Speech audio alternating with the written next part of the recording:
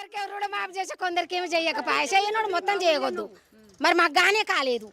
ఆయన కాడికన్నా కావాలి కదా కనుమ ఇంట కట్టుకుందాం కదా రుణమాఫీ అనే ఆశ ఎందుకు పెట్టిండు మాకు ఇప్పుడు పైసలు ఇస్తా అంటుండు పైసలు ఆయన పైసలు ఇచ్చినా మేము కాంగ్రెస్కి వేస్తాం చేయి గుర్తుకు వేస్తాము ఇయ్యకున్నా చేయి గుర్తుకు వేస్తాం మేము ఎందుకట్లా అట్లనే వేస్తాం మేడం ఎవరు రాజగోపాల్ రెడ్డి అప్పుడు ప్రభుత్వంలో లేరు లేకపోతే మేము ఏం చేసినాం మా ఊళ్ళో బిందెలు పట్టుకొని మాదిగ ఇళ్ళలో పోయి వాళ్ళ ఇండ్ల ముందర ఉచ్చగత్తుల్లో నీళ్ళు పట్టుకొచ్చుకున్నాం మేము రాజగోపాల్ రెడ్డికి మేము ఆడవాళ్ళం ఫోన్ చేసినాం అన్న మాకు నీళ్లు లేవు మేము తాగడానికి నీళ్లు లేవన్నా మేము మాదిగ ఇళ్ళలో పోయి కొట్లాడుకుంటున్నామన్నా మా బాధ నువ్వు చూడన్నా అంటే సరే అమ్మా నేను తుమ్మలపల్లికి పంపిస్తున్నా అని 2 బోర్లు శాంక్షన్ చెప్పించి ఆయన సొంతం పైసలు పెట్టి తెప్పించాడు ఇవాళ మేము ఆయనను ఎట్లా కాదంటాం చెప్పండి ఏదన్నా చెప్తే వెంటనే చేస్తాడు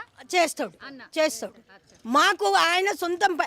పార్టీ తరపున కాకుండా ఆయన మాకు నచ్చిండు ఎందుకు మాకందరికీ న్యాయం అన్యాయం చేస్తలేడు అన్నట్టు నడుస్తలేడని పార్టీ మారిండు మళ్ళీ ఆయన కండ్ల కూడా నచ్చక నా గూటికి నేను చేరుకుంటున్నా నా ఇంటికి నేను చేరుకుంటున్నా నా ప్రజలు నాకు కావాలని మళ్ళీ ఇప్పుడు ఒక తల్లి అది మీరు అంటే అన్నను చేర్చుకున్నారు అంటే ఏ పార్టీ అన్నా ఏదన్నా కానీ మీకోసం ఇప్పుడు మా మీద అలిగిండు మా అన్న పోయిండు మళ్ళీ చెల్లెళ్ళని క్షమించమని వచ్చిండు క్షమించాలన్నా వద్దా చెప్పండి మాకు ఇల్లు కట్టియాలి మాకు మంచిగా రోడ్డు లేదు ఇల్లు కట్టిస్తా మేము ఆయనకే వేస్తాం అన్నకే వేస్తాం పథకాల కింద నేను గుడిసెలున్నా మాకు ఇల్లు లేదు నాకు పిల్లలు లేరు నా మొగడు తాగుబోతు ఇప్పుడు వచ్చినోడు ఈ ప్రభుత్వంలో ఉన్నోడు 10 ఏళ్ళు చేసిండు తాగుబోతోళ్ళని చేసిండు నేను పింఛన్లు ఇస్తున్నా 2000 పింఛని వాడు తాగేదెంత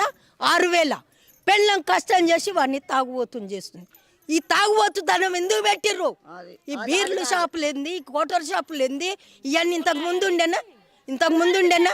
మరి కాంగ్రెస్ పార్టీ వస్తే తక్కువ చేస్తుందా అనుకుంటున్నా లేకుండే ఇగో మాకు రామారావు ప్రభుత్వంలో ఉన్నప్పుడు ఇది లేదు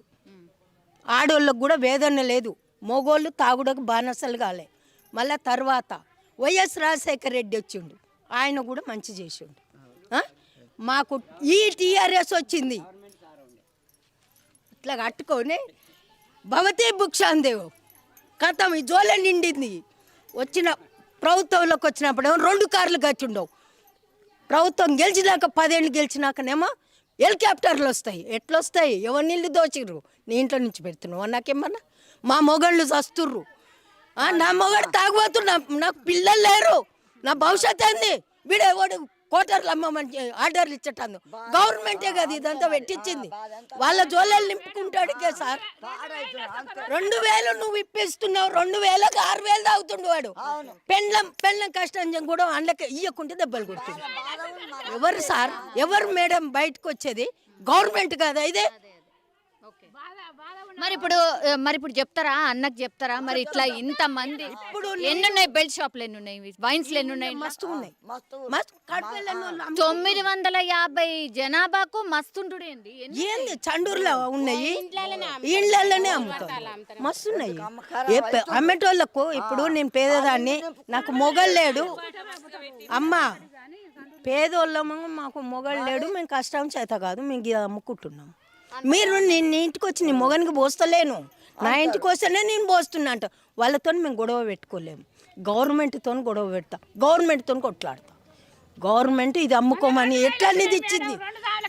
వాడు అస్సలు లెక్క పద్ధతి నా ఇంట్లో కొట్టి నా ప్రాణాలు తీసడానికి వచ్చి నా ఇంట్లో టీవీ ఎత్తేసి కూలర్ వల్ల కొట్టి నన్ను సావ దెబ్బలు కొడితే పోలీస్ స్టేషన్ పోతే వాడు పట్టించుకోలే నన్ను 2 రోజులు తిరిగినా ఒక్క పోలీసు వాడు నా ఇంటికి రాలే నా మొగాన్ని తీసుకుపోలే ఇది ఏంది అని తప్పు చెప్పలే ఏం ప్రభుత్వమ్మా ఏం చేస్తుంది మాకు చెప్పండి ఎవరు బాగుపడ్డాడు దీనివల్లనా కేసీఆర్ బాగుపడ్డా ప్రభుత్వం బాగుపడ్డా కాదు నేను పుట్టి 50 ఏళ్ళు ఇప్పుడు నాకు 50 ఏళ్ళు వచ్చినాయి నా పెళ్ళి అయ్యి 15 ఏళ్ళకి పెళ్ళి అయ్యి 40 ఏళ్ళు నా పెళ్ళి అయ్యి ఇప్పుడు 40 ఏళ్ళు నా పెళ్ళి అయ్యి 40 ఏళ్ళల్లా ఏ గవర్నమెంట్ అన్న 3 సార్లు వచ్చిందా ఈయన ఎందుకు ఆశపడుతుండు 3 సార్లకు